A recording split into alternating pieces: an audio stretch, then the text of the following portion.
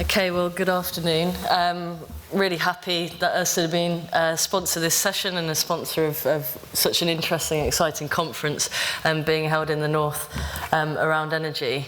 I'm today going to focus particularly on the offshore wind sector deal, which Orsted, and I'll show you a number of other players in the offshore wind industry developed up, and that's really to set the context of where this key piece of policy fits for the future growth of this industry. So yeah, I'm Emma Toulson, I'm lead stakeholder advisor for Orsted in the UK. I am based in our office in Grimsby, but my role is very much UK-wide. We have developments on both the east and west coast, so we have presence in Grimsby, in Birkenhead, and in Cumbria. So very much an investor in the north. Our ambition is to create a world that runs purely on green energy. We're very close to meeting that. Over the last 10 years, we've really transformed our business, or 12 years transformed our business to a renewables-based business. We've got a couple of power stations to finish our conversion in Denmark, but by 2023, we will be a purely renewable energy company.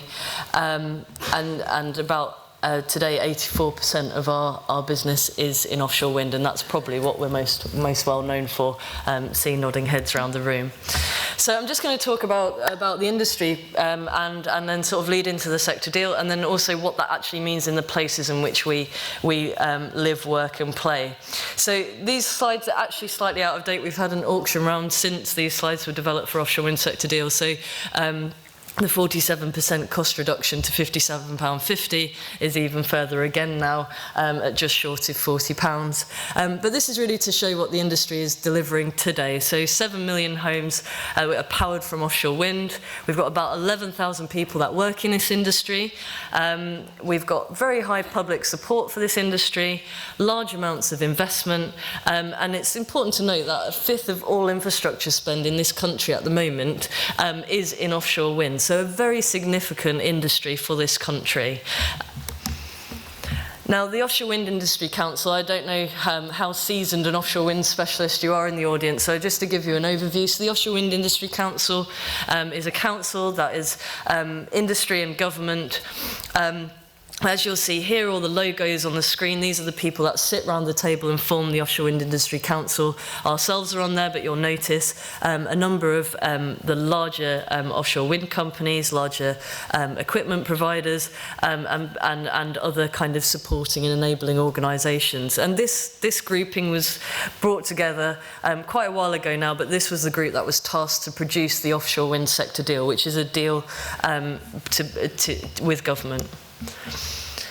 Now, it took a little while, 2 years of negotiations, but on 7th March this year, which is a little while ago now, the offshore wind sector deal was launched. So this was the combination of essentially about 2 years' worth of negotiations with governments. This is where the industry is saying, we want to do this, but government, we need your support to be able to do that. But what this has done is now set the scene for the future growth of this industry. So some of the sort of highlights from that, today we've got about 9 gigawatts of installed capacity, and we want to raise that as an industry. We want to build more offshore wind. The government want to have more renewable generation. So we want to lift that capacity to 30 gigawatts by 2030. I think I'll revise that now and say at least 30 gigawatts by 2030, because I think since this was launched, we've had various reports that say that we probably need to be a little bit more ambitious in our view. So at least 30 gigawatts by 2030 and then 50. But again, I've heard that be revised much higher recently by 2050. As I say, today we've got 11,000 skilled jobs in this industry. To make 30 gigawatts happen, we need to have more people in this industry to deliver that. And crucially, and I'll talk a little bit about this a bit later, and particularly in the DIT session tomorrow, today we're exporting about £500 million worth of products, services, etc. And the idea is that we really capitalise on that leading position that the UK has in this industry. As this industry goes global, then we increase those exports by around 5 times, and then growing by 2050 again. So 30 gigawatts by 2030, well, these are just some of the ways in which that will be delivered. So we've already had an announcement of the extension rounds. I've just put a picture up there. You can look it up on the Crown Estate website. That should add about another 2.85 gigawatts of capacity in the fairly short term.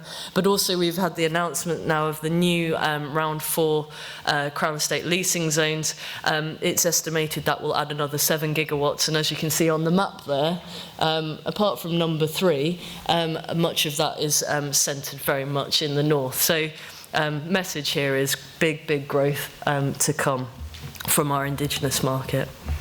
Now, as I say, we want to, really very ambitiously increase capacity, more wind turbines offshore of this country, but that doesn't happen by magic. We've built a very strong industry in this country, but we need to make sure that we are really looking towards the future. As we talked about the cost reduction that's happened, that has come about through scale, but it's also come about through innovation.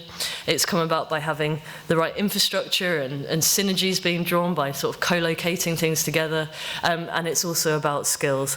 So all of these different aspects lead to us being able to deliver that and deliver it sustainably. And my fellow panelists today will be deep diving into some more of those themes as we talk some more.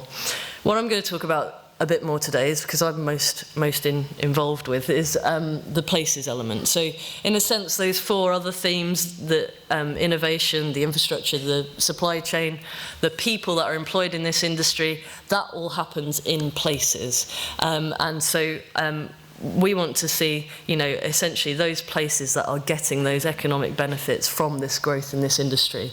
And so I'm going to take you through a little bit about how we worked through the place part of our offshore wind sector deal, and what maybe strikes some ideas of how we look towards growing offshore wind and the economic opportunity in our regions as it grows.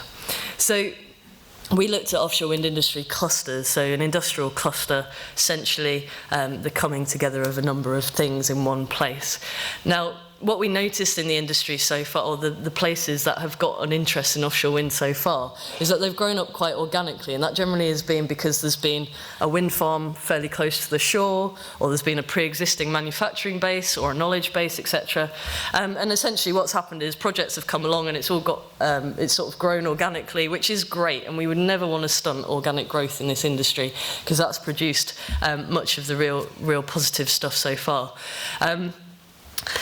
But we thought that there might be a way in which we could perhaps add a little bit of structure that would help drive it forward in the future. So the good thing about offshore wind industry clusters is cluster development tends to drive things like competitiveness, the economies of scale, productivity, knowledge, innovation, which are all really healthy, good things for industry and economy.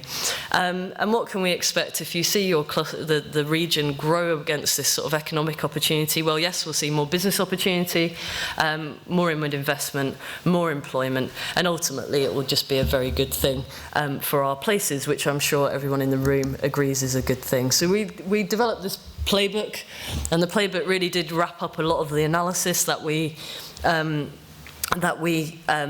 doing around the clusters. It developed a model that can be used to be able to sort of figure out where you are on the scale, and then by using that model, we're able to identify the clusters which exist in the UK today. But I think the main thing as well is it also allowed industry leads to be identified for those clusters. So Orsted, for instance, are the sort of lead cluster champion for the Humber, but we support, for instance, the North West and North Wales cluster. Energy, for instance, are the cluster lead for the North West, North Wales, and they support the Humber, for instance, Equinor in the North East, Vattenfall in East Anglia, etc. So government really wanted to see industry really sponsoring and supporting these clusters. But the thing as well is to really understand the place and what its strengths are, etc. As the other outcomes of the sector deal are rolled out, things around skills, things around innovation, infrastructure, support, investment, funding, etc., then by really knowing those places and know where it's going to maximise the benefit, that will allow that reality to be maximised for best effect. So this was the model. It's quite simple, really. It's got four stages of development, from a seed, developing, establish an advanced cluster. This all happens through time. So if you look at somewhere like the Humber, probably about, 10 to 15 years ago, we were probably somewhere down at the seed level where we had a geographical proximity to market. There were starting to be things emerging off the shore here. We had a bit of a manufacturing base and knowledge base. But as the opportunity's grown and through time, we've essentially moved up through these different stages of development. Each time we add value to that place, whatever measure you want that to be, whether that's investment, jobs, etc.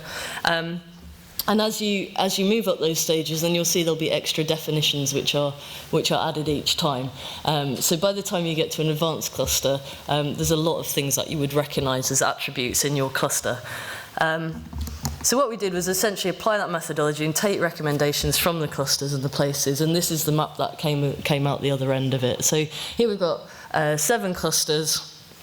And they are all kind of mapped on that kind of axis.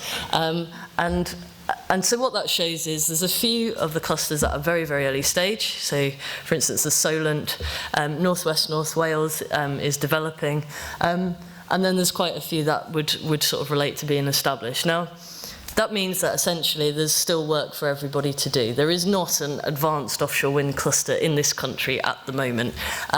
When you think of examples like Silicon Valley or something like that, we've got some good stuff happening, but there's further work to do. And it's by collaboration and coming together that we can make that happen. And so the last bit that's in the playbook just sort of identifies what's your steps forward to actually grow and develop your cluster further. So we talked a lot around collaboration today, cooperation, collaboration. I think it's really important that you've got something to collaborate around and a real purpose to that. And that's obviously come out of the discussions today. When you look at the kind of people that need to collaborate, that is, for instance, yes, developers like ourselves and larger like supply chain companies, but it's also things like the local enterprise partnerships, the public sector enablers, so the supply chain kind of business support organisations, but it's also around skills, it's also around innovation, it's also around funding, infrastructure. So all of those different aspects need to come together to be able to really drive that cluster forward. Local leadership and governance is really important to keep everything kind of on the right track. But some of the other things that came out, so really identifying what the key specialisms are for that place, that allows you to align much better on what your focus should be, and will also help as we talk about some of the other things being deployed from the sector deal, like growth partnership, where you can really sort of build on those strengths. Really important that's aligned locally with local policy. So you'll hear today and around the conference about the local industrial strategies that are being developed in the regions at the moment. So like the offshore wind sector deal, sort of struck a deal with government on a national level for the sector, then the regions themselves are preparing a local industrial strategy, which essentially is a response to government in a similar way. So making sure these things align is really important. Building on the supply chain, innovation, we're going to hear some more about. Skills, there are numerous different things around the skills landscape. Some of those are kind of trying to, in the offshore wind sector deal, it's about standardization, but really enabling the mechanisms in which the skills can be available for this massive growth in the industry. Infrastructure, and then export, which tomorrow there's a session by DIT, which I think we'll probably be talking a little bit more about.